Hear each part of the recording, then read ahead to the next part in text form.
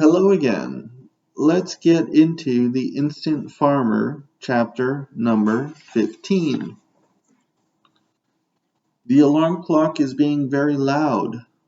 Ken is up. He is up for the challenge of turning off his alarm clock. It was a very long night, and now, on this Friday morning, it is time to go to work. Ken wants this workday to go by quickly because he wants to go to church after work. He has made the decision to visit a priest.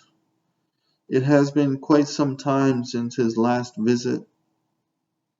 He does not know how the priest can help without telling Ken's whole situation. He must keep this secret private. So, how is he going to get help from the priest without sharing his secret?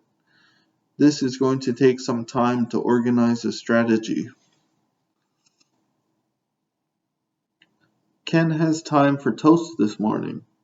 Toast with strawberry jam and a glass of fresh-pressed orange mango juice.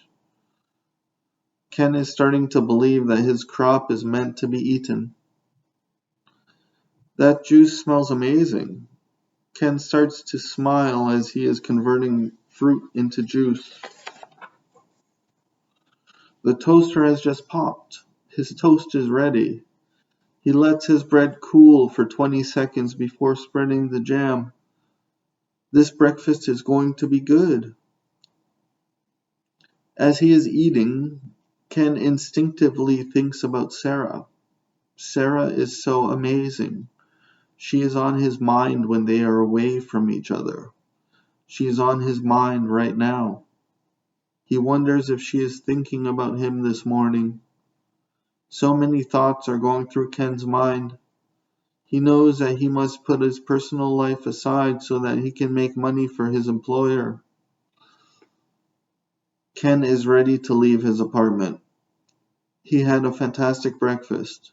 Now it is time to go to work. His morning routine happened without mental effort. Ken is happy.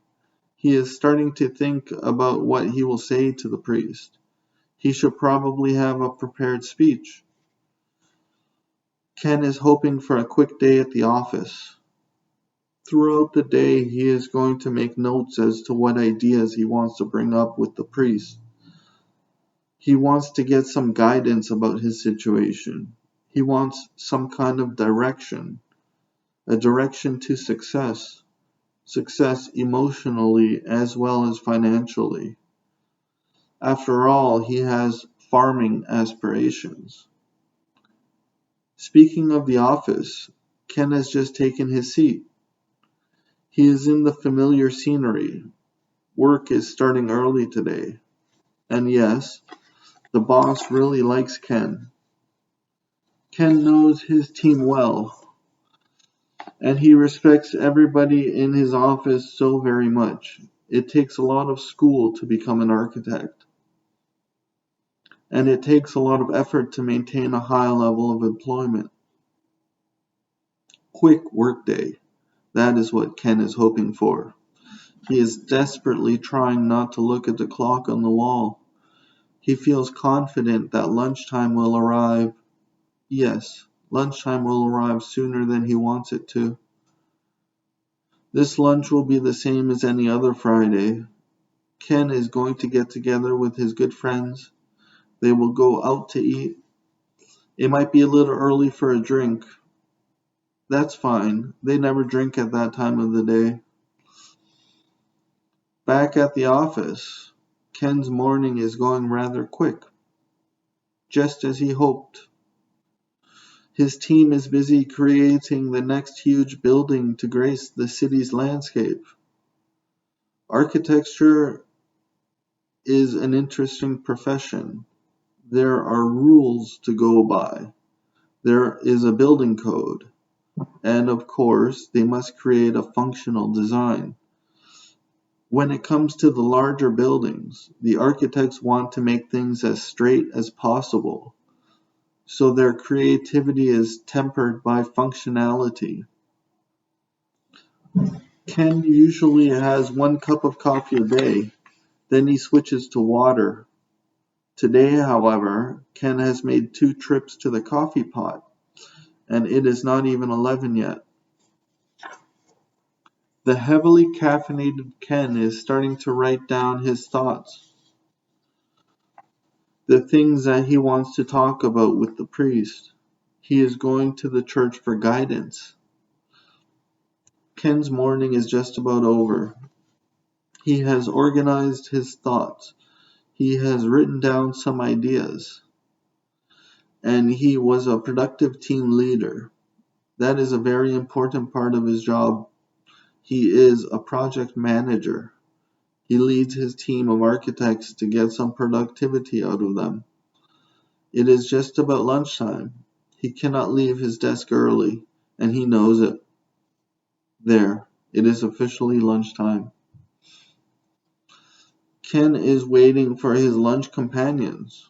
He knows that they will be in a Friday mood, a good mood, just like any Friday.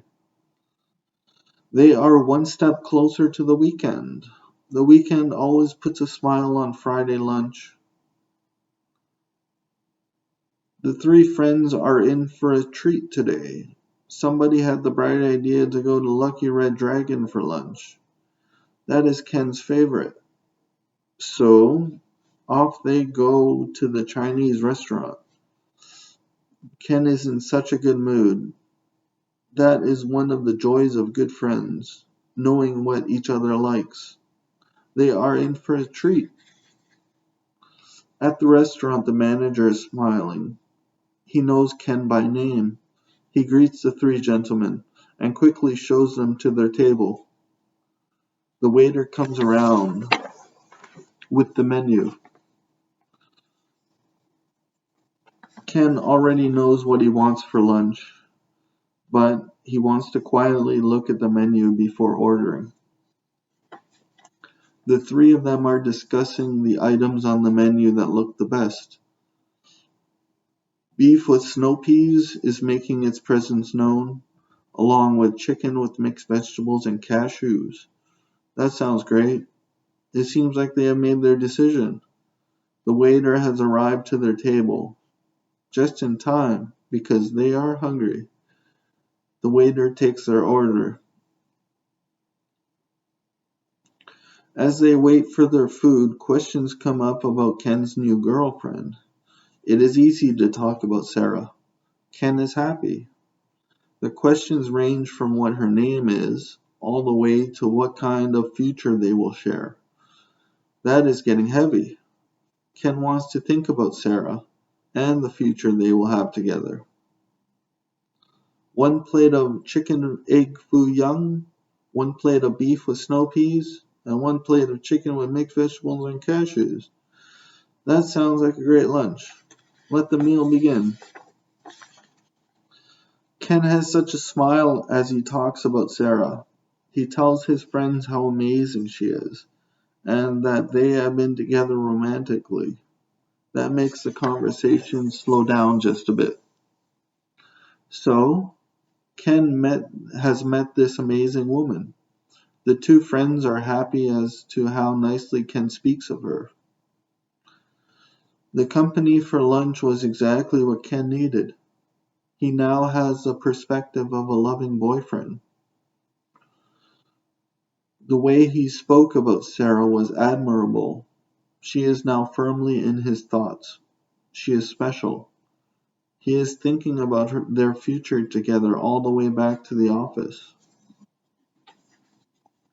Ken has returned to his desk with a renewed focus. He knows plenty of married people, and he quietly wonders if this is the first step in that direction for him.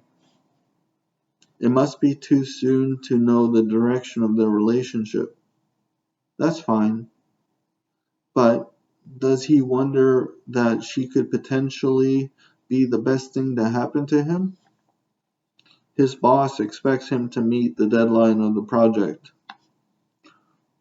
She does not hover over him very often. She knows that he isn't the right man for the job. She knows that he will get the job done. But The last few days have created so much uncertainty for Ken. After all, he must embrace his new life. His new life is all he can think about while he is at work. Lucky for him, his team of architects don't bother to notice. Everybody on his team is focused on the project, and they are extremely good at designing buildings. Ken needs for his team to keep their focus on completing the project. He knows it will be brilliant. There are about 5 minutes left in his workday. Ken decides to look over some mail in his inbox. He would hope to have an empty inbox in time for the weekend, but that is not important. 5 minutes is all that is separating Ken from the weekend. The priest is waiting for him. Ken wants to walk into the church and see somebody that can help him. He knows how wise the priest is, and he feels confident that he can get the appropriate guidance. There, Ken's day at the office is officially over. He is on his way home. That concludes this chapter. I hope you enjoyed listening.